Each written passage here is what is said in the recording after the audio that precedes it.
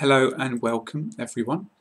In order to get the most out of this lesson, please enable English Chris captions to read my words on your screen. I'm Chris from England and this is for Moshtaba Yagubi and the Facebook page Amozeshe Zabone Inklezi at address www.facebook.com/otherltc. I've made more than 100 free English lessons. Please check my channel to see them and subscribe for new ones. Today I'm going to read the full article entitled The Joy of Slang on the BBC Magazine website. It was written by someone called Charles Nevin. You can find it by clicking on this link.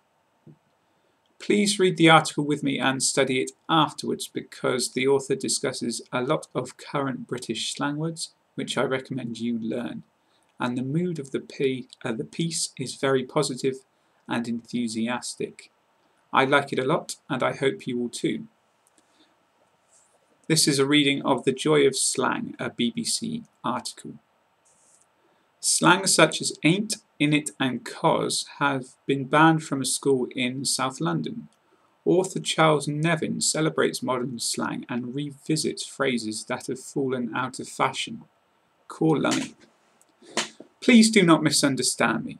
I love modern slang. It's as colourful, clever and disguised from outsiders as slang ever was and is supposed to be. Take bear, for example, one of a number of slang terms recently banned by a London school. It means a lot of, as in there's bare people here, and is the classic concealing reversal of the accepted meaning that you also find in wicked, bad and cool.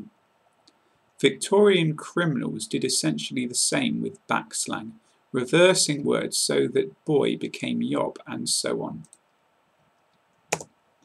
The other banned words are equally interesting. Extra, for example, mischievously stresses the superfluous in its conventional definition, as in reading the whole book is extra in it, and that much disapproved in it is in fact their ne sais pas. English has needed since the Normans forgot to bring it with them. Cockney rhyming slang survives well beyond its original inspiration, as in the currently popular Marvin for starving hungry. And who would not admire rinsed for something worn out or overused, chirpsing for flirting, benin for doubled up with laughter, or Wi-Fi for an electronically delivered high five? My bad, being new, sounds more sincere than old, tired, I'm sorry. Soz never quite cut it. Mouse potato for those who spend too much time on PCs is as striking as salmon and aisle salmon for people who will insist on going against the flow in crowds or supermarket aisles. Man standing is what husbands and partners typically do while their wives or partners are actually getting on with the shopping. Excellent. Nor is tradition ignored. Words that have fallen out of fashion are revived. Vexed, for example, is angry. Cockney rhyming slang survives well beyond its original inspiration, as in the currently popular Marvin for starving hungry, after Hank Marvin of the Shadows, who, without wishing to be unkind, hasn't been that well known outside his household for a good 25 years, which, even so, is not as long as it is for a Ruby, Curry, after Ruby Murray, a 1950s pop star. But, and it was always coming, I do have a sadness to report.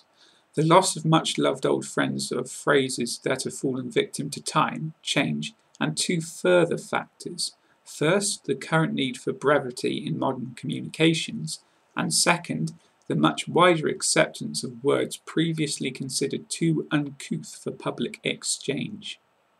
Being generally opposed to censorship, I've no quibble with the latter, except when it becomes monotonous and repetitious, or even more crucially, when it dries out charm and variety. Consider, for example, this expression of surprise from Jeremy Paxman recently on University Challenge. Oh my godfathers! It's a phrase which was clearly devised to disguise the then unacceptable oh my god, and so is equally clearly now redundant. But that's the charm of it. As with Lords of Mercy, Lord have mercy, Call Lummy, Lord love me, and other such minced oaths. I'm fond, too, of Lord Lover-Duck, whose delightful obscurity has defeated even Michael Quinian's excellent Worldwide Words blog, but is a splendidly satisfying thing to say. Try it. Why do teenagers use slang? Slang is about people creating an identity, and that's what teenagers have done, says Tony Thorne, editor of the Dictionary of Contemporary Slang. They have created their own language and are proud to use it. Your family must have some similar sayings handed down. My aunt was particularly fond of this in response to some piece of bad behaviour. Aren't people the giddy limit? My grandmother, wishing to discourage the nagging questioning of grandchildren anxious to know what they'd overheard and weren't supposed to, used to say, raros to meddlers. I'm now lost to know where they came from, although I gleaned through the magic of the internet that another exasperation venter, Struce Meredith, can be traced precisely to a musical sketch, The Bailiffs, first performed by Fred Kitchen in 1907. Blimey O'Reilly is even earlier, from a song performed by Pat Rooney in the 1880s. My mother's frequent request to slow down, Gently Bentley, is much later, from the perhaps equally forgotten Australian comedian Dick Bentley in the 1950s. Most marvellously, my grandmother's solicitous greeting, How's your poor feet, turns out to be a song written in 1851 in response to the miles people were walking around Crystal Palace at the Great Exhibition. I don't want us all to start sounding like Dick Van Dyke in Mary Poppins, or indeed Boris Johnson, nor do I say all past imprecations were that good. By the cringe, a schoolboy favourite of mine should be left where also lies swinging and dodgy, 1960s catchphrases of Norman Vaughan, another performer to whom time has been unkind. But I do think we would be much more interesting to listen to if we put some effort into achieving what Reader's Digest used to call more picturesque speech. Brush up your Shakespeare? Modern insult, for example, is terribly thin stuff compared with the master William Shakespeare. Whole websites are devoted to the staggering range and force of bardic bad-mouthing. My current favourite is, you peasant swain, you horse and mount horse drudge. And if you're concerned to be brief, just initialise, as with OMG, BOR, for instance, or RTM. I'm not entirely convinced, though, that we're quite ready for the return of Jimmy Young's TTFN. That article was by the BBC Magazine website. Thanks to Mojtaba Yaghoubi and his Facebook page. Please like that material for the material they post every day and check it regularly for future videos like this. Please also browse my channel for current lessons and subscribe for the new ones I'll post in the coming weeks.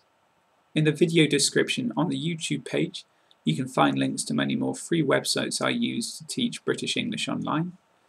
You can join the English language group on Facebook and like the British English page.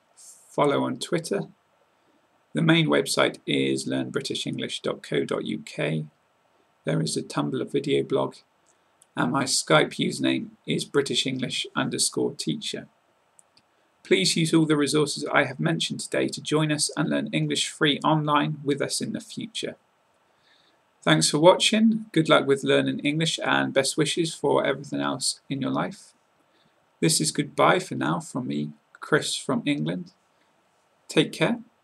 I will see you next time.